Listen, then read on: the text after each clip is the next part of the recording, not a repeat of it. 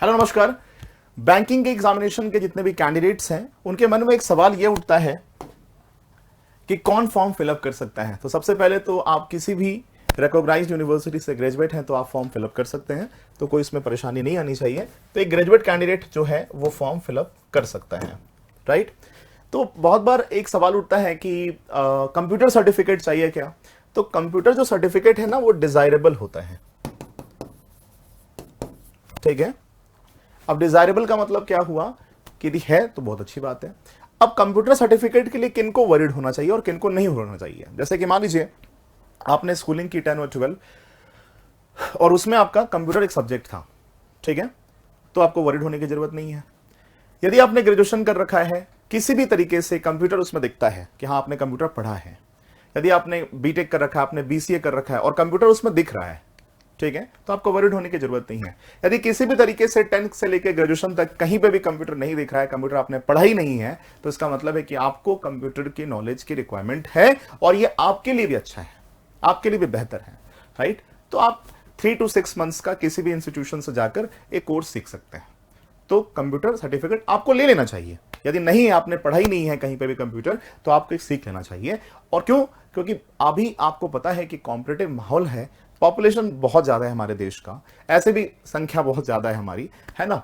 तो क्यों किसी को ऑप्शन देना कि हाँ एलिमिनेट कर दिया जाए। आपको सिलेक्शन की तरफ बढ़ना है, रिजेक्शन की तरफ नहीं बढ़ना है। तो 3 मंथ्स का 6 मंथ्स का एक बेसिक कंप्यूटर कोर्स आपको कर लेना चाहिए। तो कंप्यूटर सर्टिफिकेट एक डिजायरेबल है, ठीक है। आगे हम यदि सिलेबस की बात करें तो आईबीपीएस क्लर्क की मैं सिलेबस की बात करूं तो इसमें आपसे क्या क्या पूछते हैं। इंग्लिश, रीजनिंग, क्वांट्स, है ना, कंप्यूटर और जीए।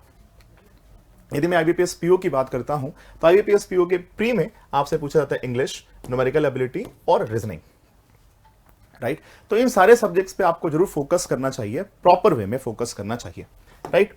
आगे मैं बात करता हूं यदि सिलेक्शन प्रोसेस की, तो आईबीपीएस क्लर्क का जो सिलेक्शन प्रोसेस है उसमें प्री है और मेंस है। तो आप प्री क्वालिफाई करेंगे, फिर मेंस देंगे और फिर आपका सिलेक्शन हो जाएगा। पर पीओ की तरफ जब आप बढ़ते हैं तो उसमें प्रीलिम्स, मेंस और उसके बाद फिर आपको इंटरव्यू फेस करना पड़ता है, ठीक है। आई होप कि आपको बहुत अच्छे से ये सारी चीजें समझ में आ रही होगी। यदि मैं आईबीपीएस क्लर्क के एग्जाम डेट्स की बात करता हूं, प्रीलिम्स के डेट की यदि मैं बात करता हूं तो 24th, 25th और 28th अगस्त है, राइट। 24 अगस्त, 25 अगस्त और 31 अगस्त, पार्डन में 31 अगस्त है। 31 अगस्त को आईबीपीएस क्लर्क का प्री है। यदि मैं मेंस की बात करूं तो 13 अक्टूबर को है। 13 अक्टूबर को मेंस का पेपर है जो अपकमिंग 2024 में है। यदि मैं आईबीपीएस पीओ की बात करता हूं और आईबीपीएस पीओ के मैं प्रीलिम्स की बात करता हूं तो आईबीपीएस पीओ का जो प्रीलिम्स है वो 19 और 20 अक्टूबर को है।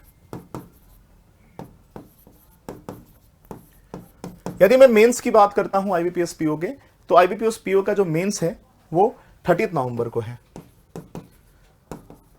राइट।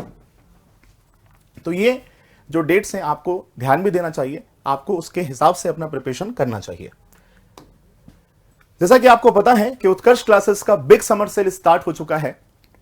13 मिलियन सब्सक्राइबर्स पूरे होने की खुशी में 13% एक्स्ट्रा डिस्काउंट मिल रहा है। तो बैंकिंग के सारे ऑनलाइन कोर्सेज पे अप टू 90% की डिस्काउंट मिल रही है और 90% डिस्काउंट के साथ साथ आपको एक्स्ट्रा 13% की डिस्काउंट मिल रही है 14 से 20 जून तक। मतलब 90% डिस्काउंट तो मिल ही रहा है, उसके ऊपर एक्स्ट्रा 13% डिस्काउंट। आप जब कूपन कोड अप्लाई करते हैं UC13, ध्यान देना इस पे, UC13, UC13, जैसे ही आप इसको अप्लाई करोगे तो 90% ऑफ तो हो ही जाएगा, बाकी जो अमाउंट होगा उस पर 13% और एक्स्ट्रा डिस्काउंट आपको मिलेगा। तो फटाफट उत्कर्ष एप्लीकेशन डाउनलोड करें और इस बिग समर सेल का लाभ उठाएं। डेट याद रखना 14 जून से 20 जून तक ये ऑफर है, तो इस बिग समर सेल का लाभ उठाएं। बहुत बहुत धन्यवाद आप सभी का मेरे साथ जुड़े रहने के लिए। थैंक यू एवरीवन, बहुत बहुत धन्यवाद, थैंक यू।